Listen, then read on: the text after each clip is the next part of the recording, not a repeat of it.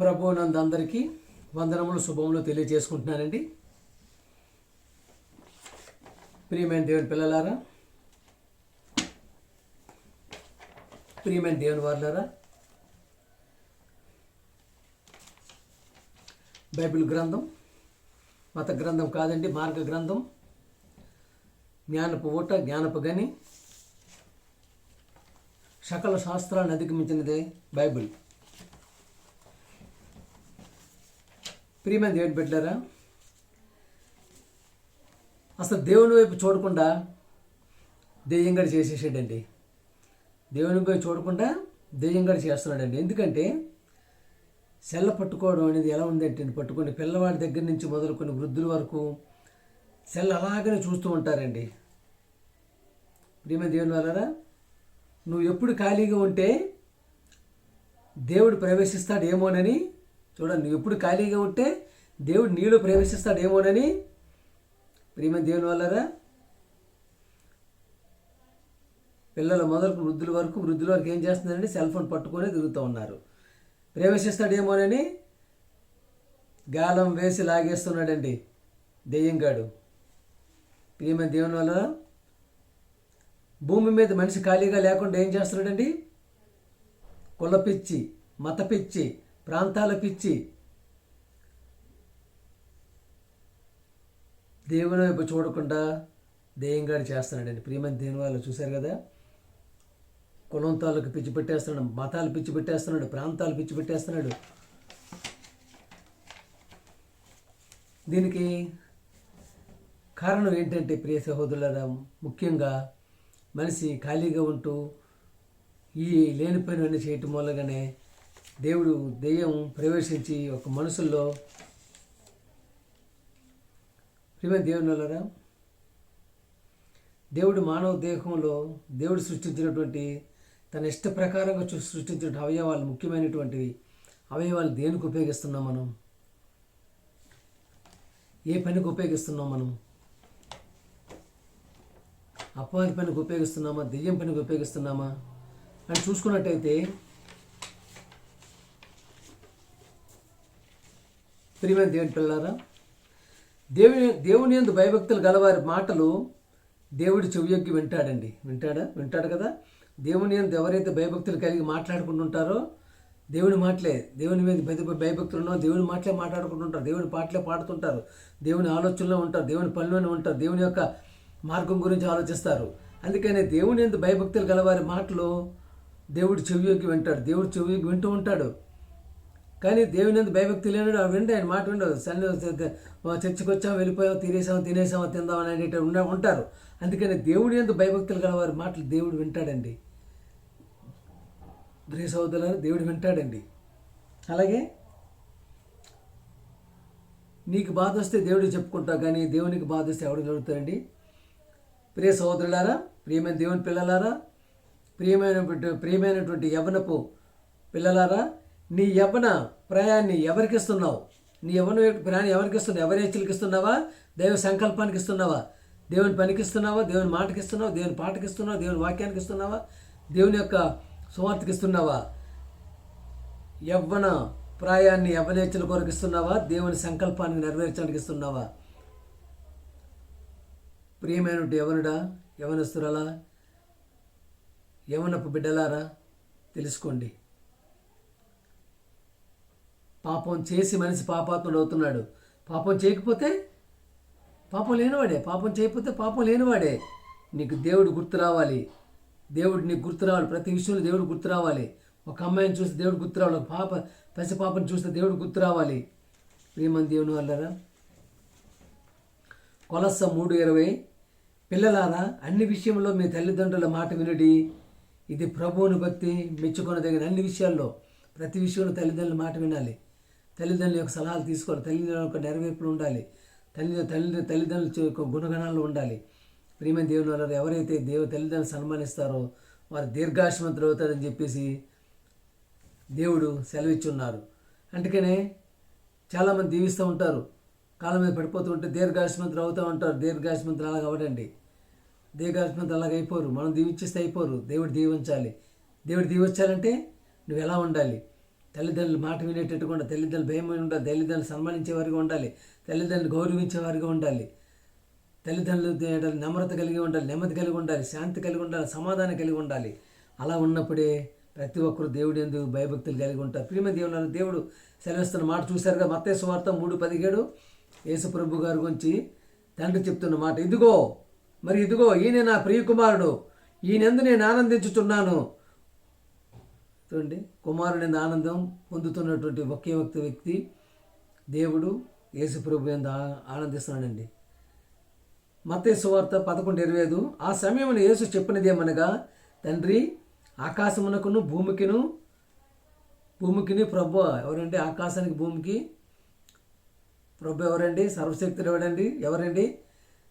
దేవాది దేవుడు, సర్వోన్నతుడు, మహోన్నతుడు, పరమ తండ్రి, సర్వేశ్వరుడు, పరమేశ్వరుడు అయినటువంటి దేవాది దేవుని గురించి యేసు ప్రభు చెప్తున్న మాట, ఆ సమయం యేసు చెప్పినది ఏమనగా, తండ్రి ఆకాశమునకును భూమికిను ప్రభు, ఆకాశానికి భూమికి ప్రభు దేవాది దేవుడు, దేవాది దేవుని యొక్క ప్రియకుమారుడు యేసు ప్రభు గారు.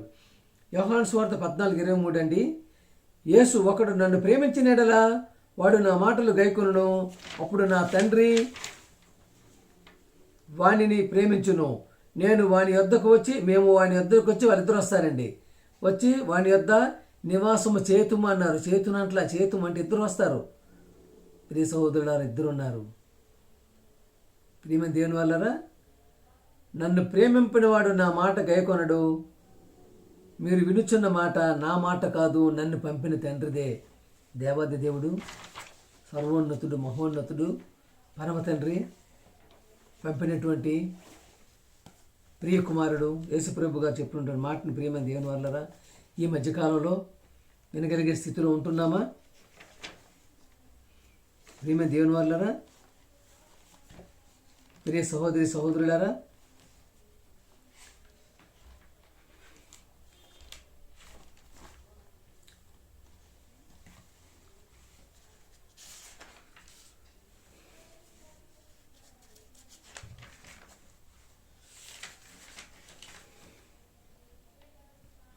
అలాగే ప్రతి విషయం కూడా బైబిల్ గ్రంథంలో రాసి ఉన్నదాన్ని మనం చివరి వరకు నేర్చుకోగలిగినట్టయితే, ప్రతి ఒక్కరూ ఆ పనిలో ఉండగలిగినట్టయితే ప్రేమ దేవుని వల్లరా దేవుని యొక్క మన్నలు పొందడానికి ఎంతో అవకాశంగా ఉంటుంది. ప్రేమ దేవుని వల్లరా యేసు ప్రభు గారి గురించి చెప్తున్నట్టు ప్రతి మాటని ఆయన చెప్తున్నటువంటి చూడు, అద్వితీయ దేవుడివైన నిన్నును నీవు పంపిన కుమారుణ్ణి ఎరుగుటి నిత్య జీవం. ఎవరండి? అద్వితీయ సత్య దేవుడైన దేవాది దేవుణ్ణి ఆయన పంపించినటువంటి కుమారుణ్ణి ఎరుగటమే నిత్య జీవము. ప్రేమ దేవుని వల్లరా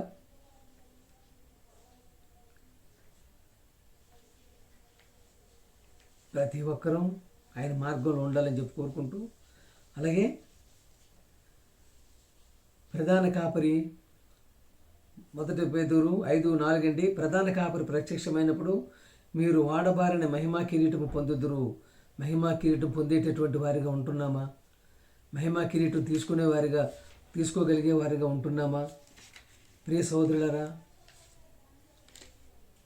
ఆ విధంగా ఉండటానికి మనం అర్హులుగా ఉంటున్నామని చూసుకున్నట్టయితే ప్రియమైన దేవుని వల్లరా లూకా సువార్త 11:27 అండి, ఆయన ఈ మాటలు చెప్పుచుండగా సమూహములలో ఉన్న ఒక స్త్రీ ఆయనను చూచి, నిన్ను మోసిన గర్భమును నీవు కుడిచిన స్తనమును ధన్యములైనవని కేకలు వేసి చెప్పగా, ఆయన యేసుప్రభు గారు ఏమంటారండి, అవును కానీ దేవుని వాక్యము విని దానిని గైకుని వారు మరీ ధన్యులని చెప్పిరి. అంటే దేవుని వాక్యాన్ని వెళ్ళాలి. వాక్యం వారండి దేవాది దేవుడు, సర్వశక్తిమంతుడు, సర్వోన్నతుడు, మహోన్నతుడు, పరమ తండ్రి, ఆయన మాట గైకొనాలి.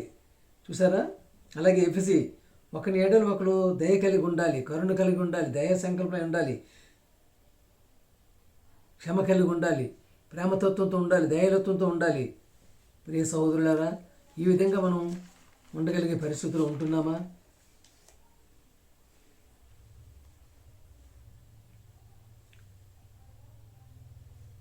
ప్రియమైన దేవుని వల్లరా అందుకనే పగ ఉన్నదంటే పగ ఏం చేస్తుందండి? కలహాన్ని రేపుతుంది. పగ కలహమును రేపును. సామెతలు 10:12 అండి. పగ కలహమును రేపును. ఏమని దేవుని వాళ్ళరా, ప్రేమ దోషములన్నింటినీ కప్పును. ప్రేమ ఏంటంటుందండి? దోషాలన్నింటినీ కప్పుతుంది. అలాగే ప్రేమ దేవుని మొదటి రాజుల గ్రంథం 2వ రాజుల గ్రంథం 6:21-22 అండి.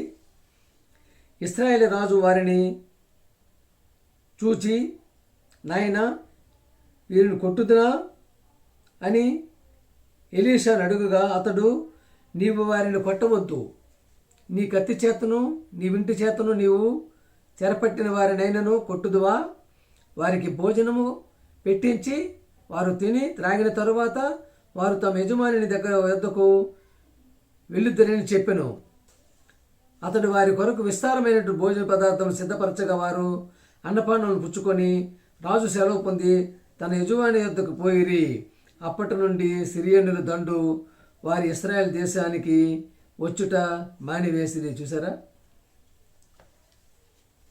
దండు యుద్ధానికి వస్తే ప్రియ దేవుని పిల్లలారా, వారికి ఏం చేశారండి? భోజనం పెట్టి పంపించారు. మరలా వాళ్ళు ఇశ్రాయేల్ దేశానికి వచ్చే పరిస్థితే లేకుండా పోయిందంటే ప్రేమ పగను చల్లారుస్తుందండి. అలాగే నీ పగవాడు ఆకలి కొని నీడల, సామెతలు 25:22 అండి.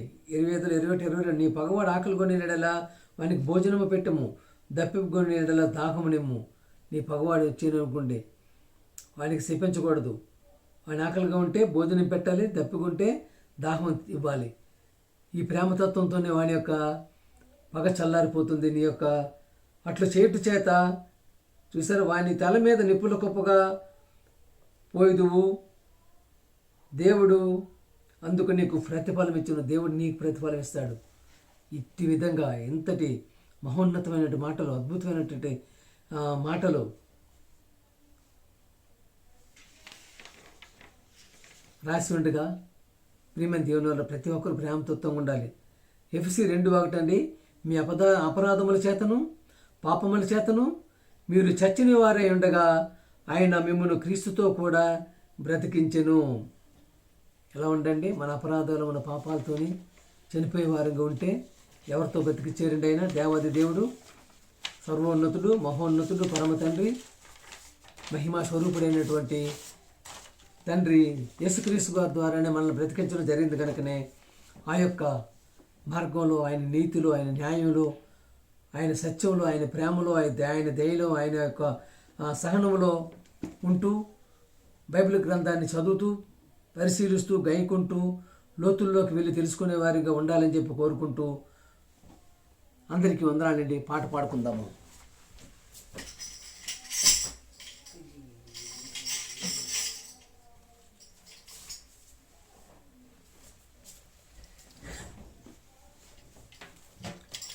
ప్రియమైన దేవుని వాళ్ళరా,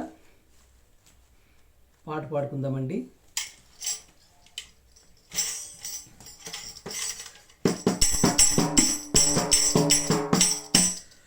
పాపుల పరమ డాక్టరు మన యేసు క్రీస్తు, ఆత్మరోగులకు ఉచిత వైద్యుడు మన యేసు క్రీస్తు.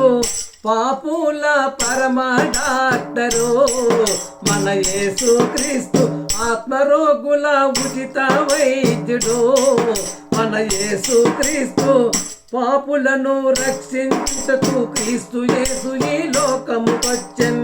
పాపులను రక్షించుటకు క్రీస్తు యేసు ఈ లోకముకొచ్చే.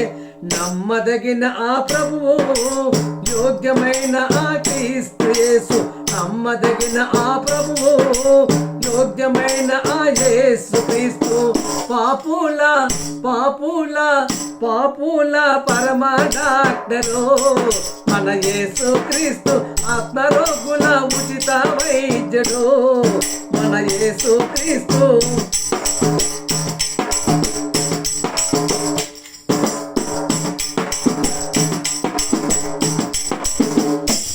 దేవుని ఆజ్ఞలు అతిక్రమించడమే పాపము, దేవుని ఆజ్ఞలు అతిక్రమించడమే పాపము.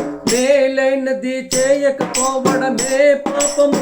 మేలైనది చేయకపోవడమే పాపము, సకల దుర్నీతి అనుసరించడమే పాపము, సకల దుర్నీతి అనుసరించడమే పాపము, నీతి మార్గమును తప్పిపోవడమే పాపము, నీతి మార్గమును తప్పిపోవడమే మార్గము.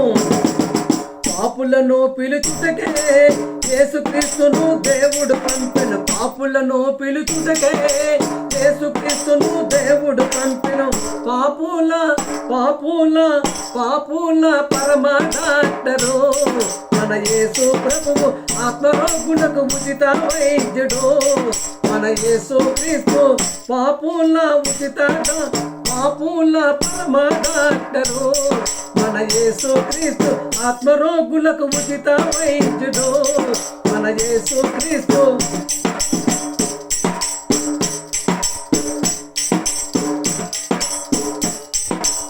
దేవుని ఆజ్ఞలు గైకొనడమే దేవునికి సంతోషం, అన్యోన్య సహవాసం చేయడమే దేవునికి సంతోషం.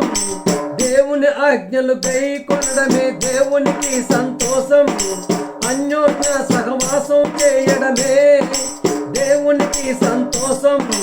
పాపులందరూ మారడమే దేవునికి సంతోషం, పాపాలను ఒప్పుకోవడమే దేవునికి సంతోషం. పాపులందరికీ యేసుక్రీస్తు శాంతికరమై ఉన్నాడు, పాపులందరికీ యేసుక్రీస్తు శాంతికరమై ఉన్నాడు. పాపుల పాపుల పాపుల పరమ డాక్టరు మన యేసుక్రీస్తు, ఆత్మరోగులకు ఉచిత వైద్యుడు మన యేసుక్రీస్తు. పాపుల పరమ డాక్టరు మన యేసుక్రీస్తు, ఆత్మరోగులకు ఉచిత వైద్యుడు మన యేసుక్రీస్తు.